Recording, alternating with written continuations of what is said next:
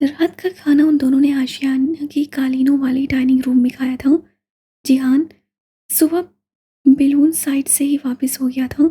उसे मोहम से उम्मीद थी कि शायद वो खाने के वक्त कहीं से नुमादार हो जाएगा, मगर ऐसा नहीं हुआ। उसका दिल किसी पेंडुलम की तरह उम्मीद और नाउम्मीदी के दरमियान घूमता रहा, यहाँ तक कि उससे खुद को समझा लिया कि वो सारा दिन उनके साथ नहीं रह सकता। उससे अपने भी काम थे। आशियाना में आज 2-3 मज़ीद फैमिलीज़ आई हुई थी। बीबी मौलूद बे और मिसेस सोना उनका पहले दिन जितना ख्याल रख रहे थे। रात को वो सोई तो फजर के लिए उठी, फिर नमाज पढ़कर दोबारा से सो गई।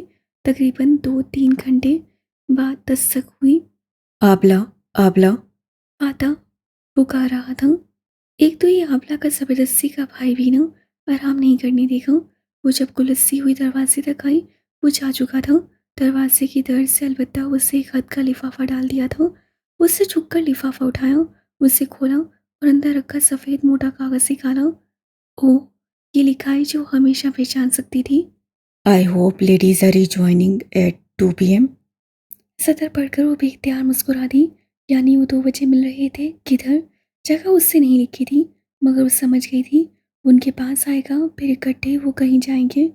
बाद में जब उससे कमरे का दरवाज़ा खोला तो सफ़ेद गुलाबों का बुके भी पड़ा था, जो फातिह ने लिफाफे के साथ ही रखा होगा। वो उनको भी अंदर ले आई और सोफे के साथ रखी मेज़ के गुलदान में सजा दिया। गुलाब की ताज़ा दिलफरेब महक दुनिया की सबसे अलग महक होती है। बचपन में उसे गुलाब की पत्तियां खाने का बहुत शौक था। वो ना मीठी होती ना नमकीन, बस कोई अलग सा जायका था। अभी ये हरकत करने का सोच भी नहीं सकती थी। अगर बहारें उठकर देख लेती तो कितनी शर्मिंदगी होती। बहारें नाश्ते के बाद वो फूल देखे थे। ये कहाँ से आए? अब्दुल रहमान ने भिजवाए हैं। वो बिस्तर समेट रही थी। कितने प्यारे हैं हया।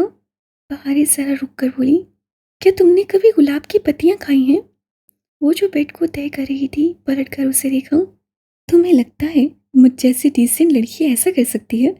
सच बोलने का मूड नहीं था और झूठ वो बोलना नहीं चाहती थी, सो उल्टा सवाल कर लिया। 1:30 बजे वो तैयार से होकर अपने सोफे पे बैठी थी। इंतजार इस दुनिया की सबसे तकलीफ देह शय है। बार बार घड़ी को देखना, जाने कब आएगा वो। उससे फिर से उस हद को निकाल कर पढ़ा। 2 बजे का वक्त ही लिखा था उससे। वो कागज़ वापस डालने लगी, फिर ठहर गई। यूँ तो वो आम सी सदर थी, मगर कुछ था उस सदर में जो गलत था। बाहर उससे कंधे के ऊपर से झांक कर वो पढ़ने लगी। हाँ, ये उसी ने लिखा है, ये उसी की लिखाई है। देखो, हर वर्ड का पहला हर्फ पढ़ा लिखा है। जो चीज़ उसे उलझा रही थी, बहारी ने उसकी निशानदेही कर दी। वो ज़रा चौंकी। हाँ, मगर क्यों? जब उससे मुझे सियारों के नाम सिखाए थे तो ऐसे ही लिखा था। दिखाऊं तुम्हें? वो झट से अपना गुलाबी पर्स उठा लाई और अंदर से गुलाबी डायरी निकाली। फिर खोलकर एक सफ़े हया के सामने किया। उस पर लिखा था, my very elegant mother just served us 9 pizzas. ये क्या है? उससे अजनबी से वो इबारत पढ़ी। हर लफ्ज़ का पहला हर्फ पढ़ा था। देखो, हर बड़े हर्फ से सियारे का नाम बनता है। माई के एम से मरकरी, वेरी के वी से वीनस, ई से अर्थ। और इसी तरह ये फ़िक्रा याद करने से मुझे सियारों की तरतीब याद हो गई। सुनाऊँ? नहीं, मुझे ये देखने दो। उसे जल्दी से कलम उठाया और जिहान के उस फ़िक्रे के हर बड़े हर्फ को अलहदा नीचे उतारा। इससे भी कोई दूसरा फ़िक्रा बनेगा शायद। अल्फाज उसके लबों में रह गए। मुझे हरूफ एक साथ लिखे हुए उसके सामने थे। इल्हारा। उसे बेयकीनी से दोहराकर है बहारी को देखा। अल्हारा। बहारे कुल चीही। अल्लाह अल्लाह। करीबन भागते हुए उससे हमने पर्स और अबाया उठाया और फिर खड़ी देखी। 2 बजने में ज़्यादा वक्त नहीं था। वादी अल्हारा का नाम इल्हारा गांव के नाम पे था, जो उस वादी के करीब आ गया था। ये वादी यूं थी कि दो दो एकल चट्टानें चंद किलोमीटर के फासले पे आमने सामने खड़ी थी। उनके दरमियान से दरिया बहता था और जंगल भी था। इतराफ में पहाड़ थे। ये दरमियान की वादी अल्हारा वादी थी। सियाक्सर कपादोकिया में इश्क वादी, लव वैली, गुलशहर, रोज़ वैली और अल्हारा वैली वगैरह में ट्रैकिंग के लिए आया करते थे। अल्हारा का ट्रैक ये था कि एक चट्टान से दूसरी चट्टान तक दरिया के साथ साथ चलते हुए जाना था। असल ट्रैक 16 किलोमीटर लंबा था, मगर 2 शॉर्टकट भी बने थे। एक 7 किलोमीटर, जबकि दूसरा 3.5 किलोमीटर लंबा था। ये उसका अंदाज़ा था कि ऑपरेशन के बायस वो ज़्यादा पैदल नहीं चल सकता होगा, इसलिए वो उन्हें सबसे छोटे ट्रैक के दाने भी मिल जाएगा। मौलूद बे ने उन्हें वहीं ड्रॉप कर दिया था। 2 कब के बज चुके थे और उनको काफ़ी देर हो चुकी थी। वो उनसे पहले का पहुँच चुका था। स्याओं की चहल-पहल में भी दूर से हया ने उसे देख लिया था। एक बड़े पत्थर पे बैठा, सर पे पी कैप, कंधे पे बैग और ग्लासेस, सामने ग्रे शर्ट पे अटकी हुई। वो उन्हीं को धूप के बायस आंखें सुखेड़ कर देख रहा था। वो दरमियानी रफ्तार से चलती बहारे का हाथ थामे उसकी तरफ बढ़ रही थी। वो भागकर उसके पास नहीं जाना चाहती थी। उसे जिहान पे गुस्सा था। क्या था? अगर वो इंसानों की जुबान में बता देता कि लहारा वेली आ जाओ, अगर जो वो ये कोड न जान सकती, अगर जो वो ना मिल सकते तब, लेकिन तब भी वो उसी पे मलबा डाल देता। आखिर वो उस जैसी स्मार्ट थोड़ी थी। वो दोनों उसके करीब आई तो वो उठ खड़ा हुआ। मेरी लुगत में 2 बजे का मतलब 1 बजकर 55 मिनट होता है। और अब टाइम देखो। वो संजीदगी से सरसनिश कर रहा था। काश उसकी ये लुग़त किताबी शक्ल में दस्तयाब होती तो उसे उठाकर, उफ़! अच्छा, फिर वापस चली जाती हूँ। है, अब तो मैंने इतना वक़्त ज़ाया कर लिया। आओ अब चलते हैं। हाथ से दरख्तों की तरफ इशारा करते हुए वो उसी जानिब चल पड़ा। तुमने मुझसे पूछा ही नहीं कि मैं कैसी हूँ? बाहर नहीं थे चाचन अपनी मौजूदगी का एहसास दिलाना चाहूँ। सॉरी, तुम कैसी हो? बजाय झिड़कने की वो मुआसरत करने लगा। बहारें बहुत अच्छी कहकर अपने शानी के बारे में बताने लगी, जहाँ दुनिया की सबसे अच्छी लड़की बनार रहती थी। अच्छा हाँ, हया। उसकी बात सुनते सुनते उससे एकदम हया को पुकारा। वो सवाली निगाहों से उसे देखने लगी। तुम्हें आइडिया नहीं हुआ कि हमने ट्रैक पे जाना है? मैंने तो सुबह ही बता दिया था। मेरी समझ में अब आया, यू इडियट। हाँ तो तुम इन जूतों के साथ आई हो? जरा अफकी से कहते हुए उससे हया के कदमों को देखा। हया ने उसकी निगाहों के ताकों में गर्दन झुकाई और एक कराह उसके लबों से निकलते निकलते रह गई। लाला, वो जल्दी में सुर्ख हील पहन आई थी। हाँ, मैं इन जूतों में 2 घंटे पैदल चल सकती हूँ। और डीजे ने ये तो कहा था कि इंसान को कोई चीज़ नहीं हरा सकती जब तक कि वो हार ना माने। फिर वो कैसे हार मान ली थी? श्योर। तुम्हारा पाँव? ठीक है मेरा बहू, चलो अब। वो उकता कर कहती आगे बढ़ गई।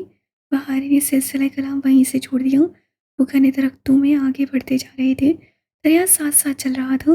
दोनों अतराफ खुश्क ऊंची चट्टानें थीं, जिनमें गार की सूरज चर्च बने थे। थोड़ी दूर जाकर ही उसका पाँव जवाब देने लगा था।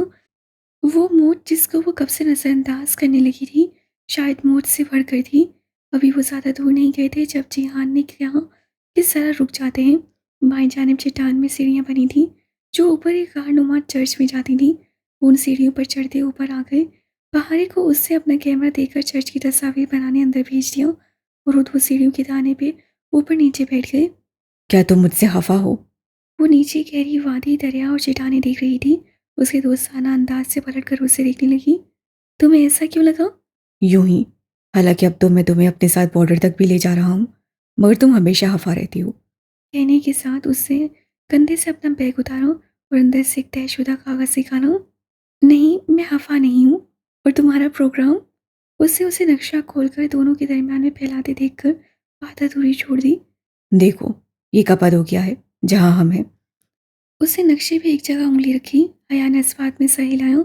इस पल वादी अलहारा पे हरसू छाया सी तन गई थी।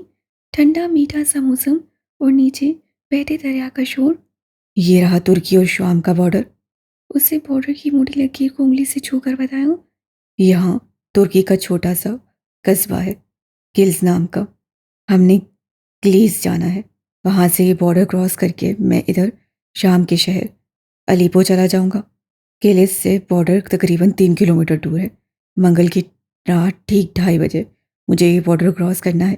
वहाँ से तुम वापस चली जाओगी और फिर मैं खुद ही पाकिस्तान आ जाऊँगा। अल्लाह अल्लाह, वो इतनी खतरनाक बातें कितने आराम से कर लेता था।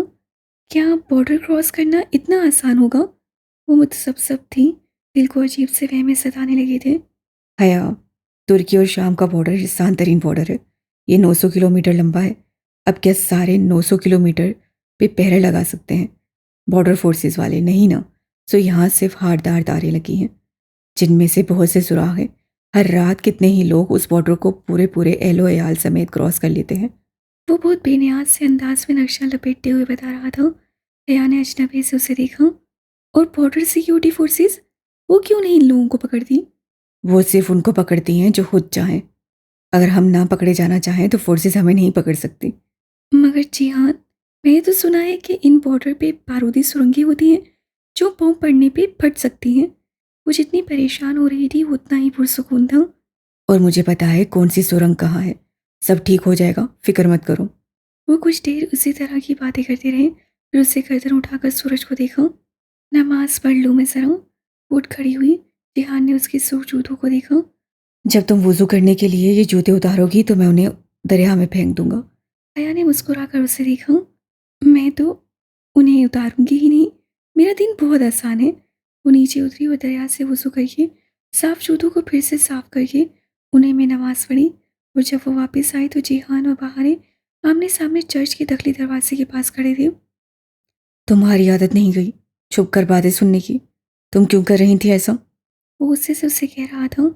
सर झुकाए खड़ी बहारे ने मिनमिनाना चाहा। मैंने कुछ नहीं सुना, बस थोड़ा सा हुत बहुत। मैं तुम्हारा खुद बहुत अच्छी तरह समझता हूँ। मेरी बात कान खोल कर सुन लो। अगर तुमने इस बात का जिक्र भी किसी से किया तो मैं बहुत बुरा पेश आऊँगा। तुम्हें समझ आया जो मैंने कहा? मैंने कुछ नहीं सुना। तभी जिहान ने हया को देखा तो सर झटक कर उस तक आया। क्या वो हमारी बातें सुन रही थी? हया ने ताज्जुब से उसे देखते हुए पूछा। नहीं, मेरा नहीं ख्याल उसे कुछ इतना हाथ सुना है। बहरहाल मैंने उसे खबरदार कर दिया है। तुम परेशान मत हो। अगर उससे कुछ सुना हो तो भी समझ कहाँ आई होगी। जिहान ने खामोश नजरों से उसे देखा, बेनफी में सर हिलाया। वो अपनी बहन की जासूस है। एक एक बात उधर बताएगी। उस पर नजर रखना, ये किसी को फोन ना करे। इसका फोन तो आशियाना में पड़ा था, चार्ज पे लगा था। तुम फिक्र न करो, वापस जाकर मैं फोन ही ले लूंगी। जिहान कुछ कहे बिना सीढ़ियां उतरने लगा। हया ने पलटकर बहारी को देखा, फिर आने का इशारा किया। वो खामोशी से सर झुकाए अपना गुलाबी पर्स मजबूती से पकड़े उनके पीछे चलने लगी। उसका मोबाइल उसके गुलाबी पर्स के अंदरूनी खाने में रखा था। आखिरी बाप। आने अपनी मखसूस कुर्सी पे बैठी सलाइयों को महारत से चलाती स्वेटर बुन रही थी। उनका कोला लुढ़क कर उनके कदमों के करीब गिर पड़ा था। आयशी गुल उनसे फांसे पर बड़े सोफे के एक कोने पे टिकी उनके कोले को देख रही थी। उसकी निगाहें धागे पे जमी थी, मगर जहन कहीं दूर भटक रहा था। जिंदगी अब उनके कोले की सी लगती थी। कोई उसे कब बुन दे, कब उधेड़ दे। सलाइयाँ उसके हाथ में तो थी ही नहीं। आयशे, तुम्हारा फ़ोन बज रहा है। आने की पुकारने पे वो चूंकि गोद में रखा मोबाइल कब से बज रहा था। उसे नंबर देखा और फिर एक मासूम सी मुस्कान ने उसके लबों को छू लिया। बहारे। नंबर पे लिखा नाम बहुत मोहब्बत से लेकर उसे आने को बताया और सबस बटन दबाकर फ़ोन कान से लगाया। सलाम अलैकुम। उससे मुस्कुराकर सलाम किया था। मैं ठीक हूँ, तुम बताओ, तुर्की वाले कैसे हैं? उसकी मुस्कुराहट और भी खूबसूरत हो गई थी। आंखों में तमानियत के सारे रंग उतर आए थे। हाँ बताओ, क्या हुआ?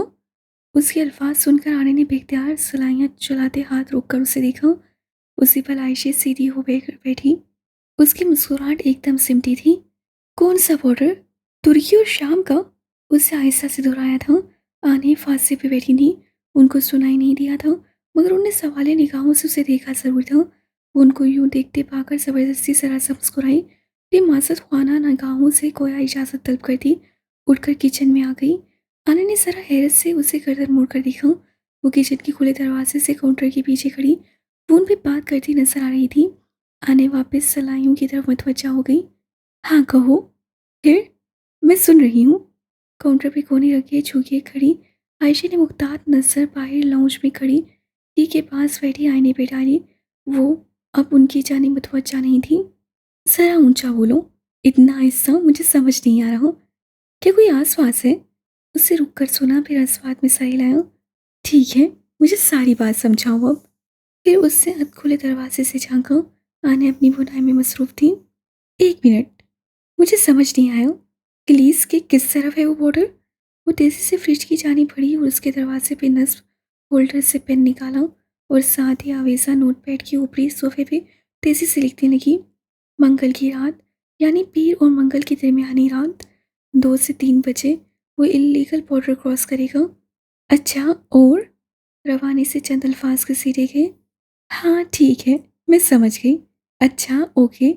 उससे पेन वापस होल्डर में रखा और नोटपैड का सफ़ा फाड़कर फिर तय करके मुट्ठी में दबा लिया। अच्छा, मैं देखती हूँ। क्या हुआ? कोई आ गया है? अच्छा तुम फ़ोन रखो, बाद में बात करेंगे। मरहबा। उसका मरहबा अदा होने से कबल ही फ़ोन बंद हो चुका था। उससे एक नज़र मोबाइल को देखा, फिर चंद गहरे गहरे सांस लेकर अपने हवास बहाल किए। दिल अभी तक यूं ही धड़क रहा था। राज भी एक बोझ होते हैं जिन्हें सहारने के लिए बहुत मजबूत असाब चाहिए होते हैं। उससे हाथ में तयशुदा कागज पे निगाह दौड़ाई। इस मालूमात के साथ उसे क्या करना चाहिए? तुर्की का तुम पे कर्ज है आयशे।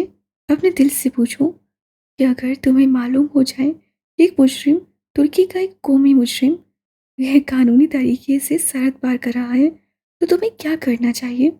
उससे अपने दिल से पूछना चाहो। अजीब सा हिजान और तसबसब हर जगह गालिब था। तुम्हें बॉर्डर सिक्योरिटी फोर्स के कमांडर को फ़ोन करना चाहिए। तुम्हें उनको बताना चाहिए सब कुछ, ताकि वो उसे गिरफ्तार कर सके। मगर नहीं, आयशे कुल ये सब कैसे करेगी? आयशे कुल कभी कुछ नहीं कर सकती।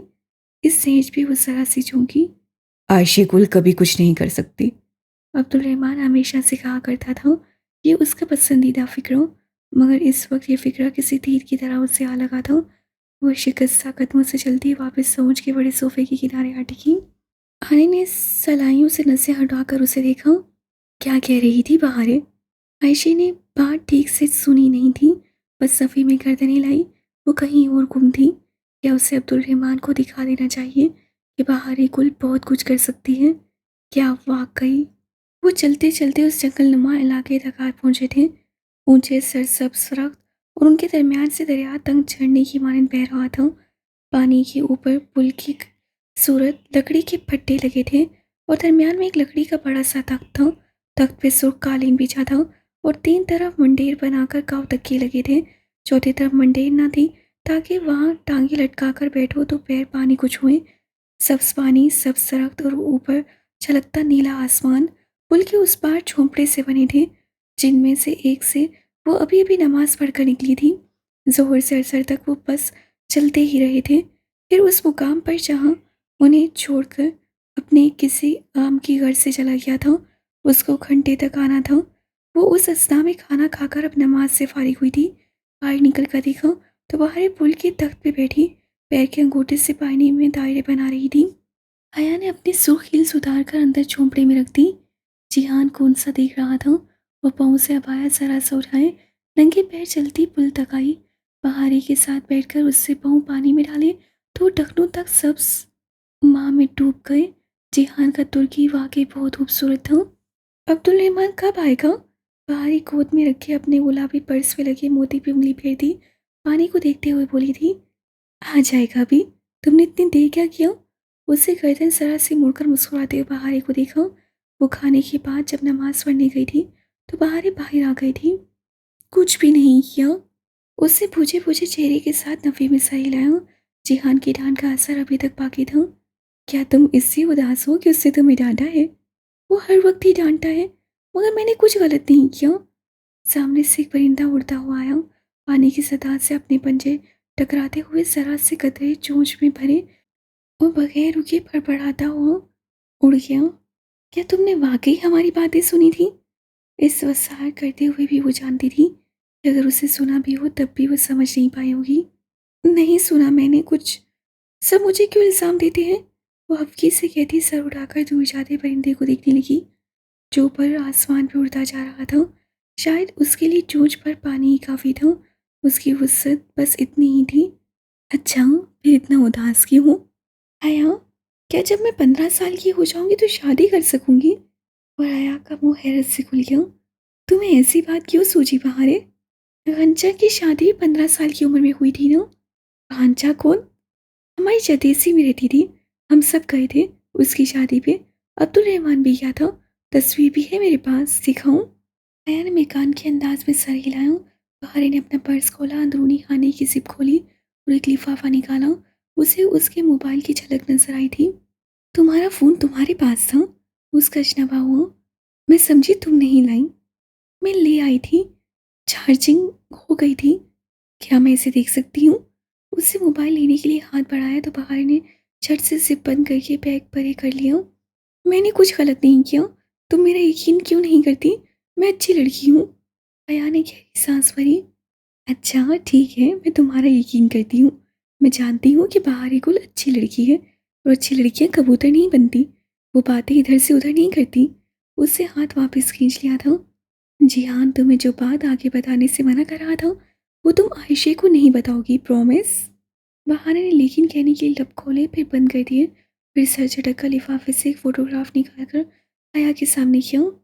बस मेरे पास उसका यही फोटो है। हया को दिखाते हुए भी बहारे ने तस्वीर का किनारा सख्ती से पकड़ रखा था, इतनी सख्ती से कि उसका नाखून पीला सफ़ेद पड़ गया। वो अब पानी के करीब कोई भी चीज़ बेख्तियाती से पकड़ने का खतरा नहीं ले सकती थी। पानी खोई हुई चीज़ें कभी भी लुटाया नहीं करता था। वो शादी के फंक्शन की तस्वीर थी। कोर्ट में निकाह था।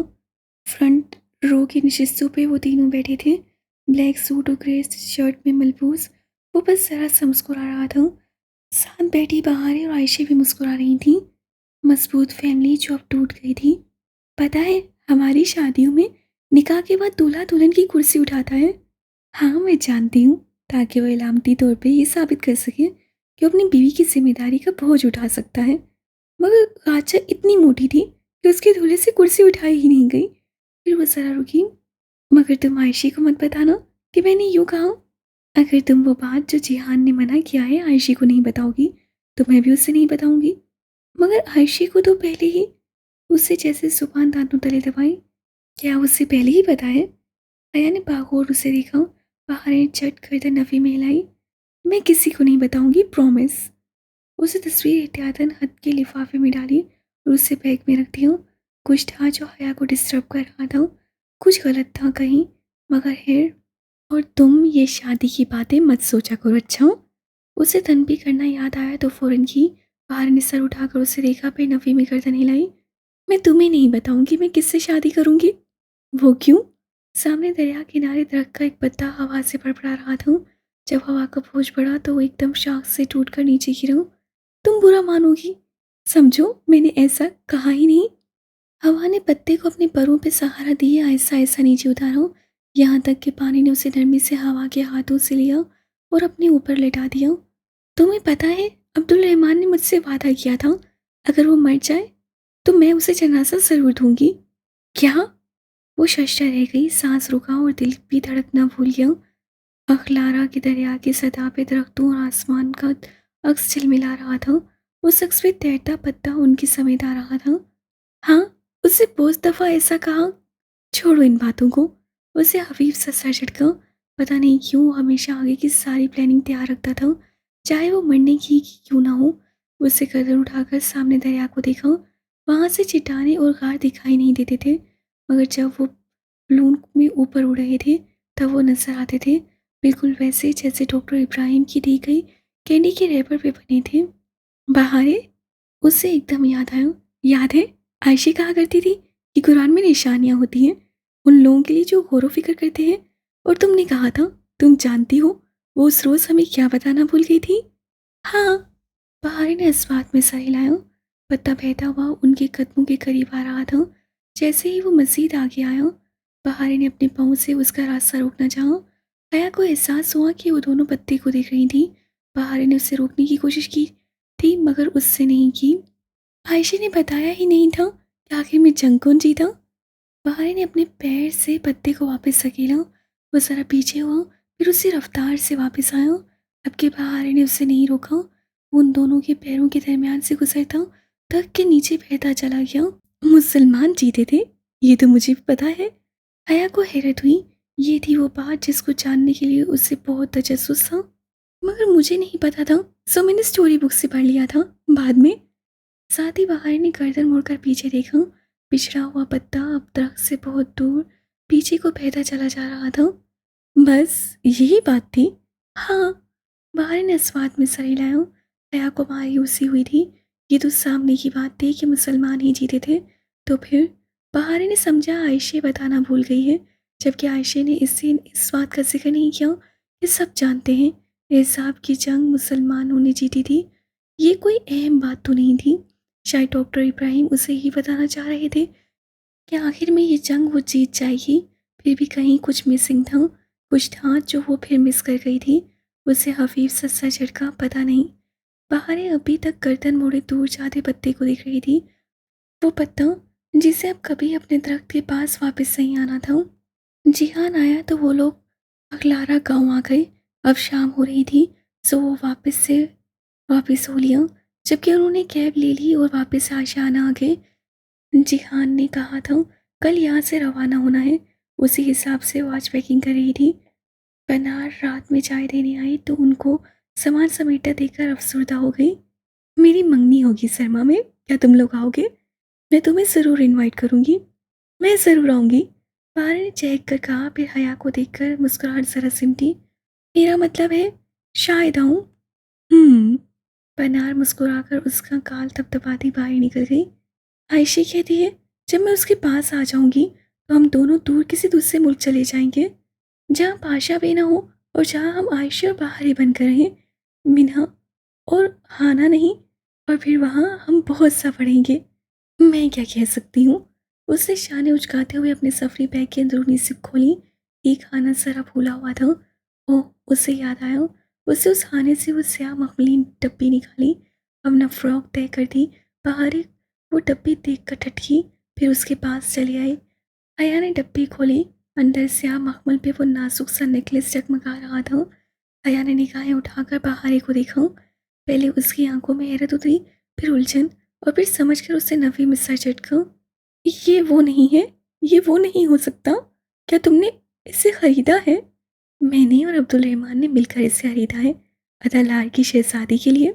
बहारी ने अपने फ्रॉक को आखिरी तह दी और पलटकर उसे बैग में डाला, जैसे उपसुर्दा हो गई थी। क्या फिर कभी तुम्हारा मोती निकला? आया ने उसकी पुश को देखते हुए पूछा। मैंने फिर कभी नहीं ढूंढा, मगर जब कभी मोती निकला तो ये मेरे पास सही रहेगा हया। मैंने अपना मोती अब्दुल रहमान को दिया, उससे मुझे दे दिया, मगर वो बास्फोरस में गिर गया। आयशा ने भी अपने मोती अब्दुल रहमान को दिए, उससे वो तुम्हें दे दिए। अब ये भी मुझसे गुम हो जाएगा, मैं ये नहीं लूँगी। मगर ये मैंने तुम्हारे लिए लिया है बहारे।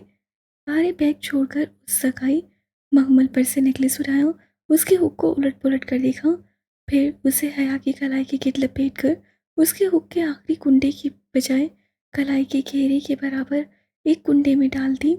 यूं कि नेकलेस कलाई की गिट पूरा आ गया और एक लड़ी सी साथ लटकने लगी, जैसे ब्रेसलेट की लटकती है। ये अब तुम्हारा हो गया, वो पहली दफा मुस्कुराई थी। हया ने कलाई को घुमा कर देखा। संजीर से लटकते हीरे बहुत भले लग रहे थे। कलाई के एंड साइड पे एक लंबा सा कुंडा खाली था। हया, तुमने फिर सीप ढूंढे? पहाड़ी ने भी उसी खाली कुंडे को देखकर कहा। हया ने सर उठाकर उसे देखा। बस एक दफा। उसमें से क्या निकला? हया चंद लम्हे उसे देखती रही, फिर नफी में गर्दन हिलाई। पता नहीं, बस वो कोई अच्छी चीज नहीं थी। मगर था क्या? जाने दो। उससे फिर से अपनी कलाई को देखा। ऊपर हाथ की तीसरी उंगली में प्लांटेनियम बैंड था। वो दोनों बिलावासा या बिलवासा जिहान के ही तोहफे थे। शुक्रिया बहारे। वो जरा सा मुस्कुराई। तोहफा तो तोहफा होता है ना। हाँ, मैं फिर कभी अब्दुल रहमान से नहीं मिल सकूंगी। बहारे अब सुर्ख सोफे के किनारे जा टिकी थी और हथेलियों पे चेहरा घुराए उदासी से पूछ रही थी। नहीं, कभी भी नहीं। तुम्हें अब इस बारे में सोचना छोड़ देना चाहिए। वो अपनी बाकी चीज़ें समेटने लगी। मुसलसल हरकत से कलाई से लटकती संजीव इधर उधर झूल रही थी। मैं कल अनकरा से ईरान चली जाऊंगी, अपनी बहन के पास। तुम लोग फिर किधर जाओगे? देखो, पता नहीं। उसे मसरूफ से अंदाज में टालना चाहूँ। क्या तुम लोग किलीस जाओगे? उसके मुतारिक हाथ ठहर गए। उसे सर उठाकर बहारे को देखा। तुमने उस वक्त कुछ सुना था ना? बहारे, क्या सुना था?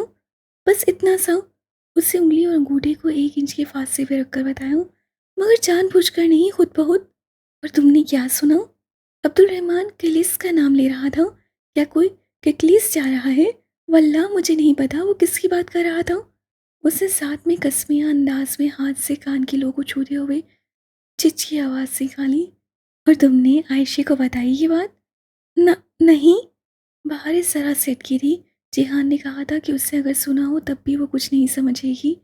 उससे अपनी अकल की बजाय जिहान की अकल पे भरोसा करना ज़्यादा मुनासिब समझा और वापस पैकिंग करने लगी। बाहर से उन्हें कोई खतरा ना था। बैग की एक जिप में डीजे की टूटी ऐनक रखी थी। उसे एहतियातन उसे वहां से निकालकर अपने हैंड बैग के अंदरूनी खाने में रख दिया, जहाँ सफ़ेद रुमाल में कुछ लिपटा हुआ रखा था। और फिर बैग की जिप जूं की आवाज़ के साथ जोर से बंद की। कल उन्हें अनकरा जाना था।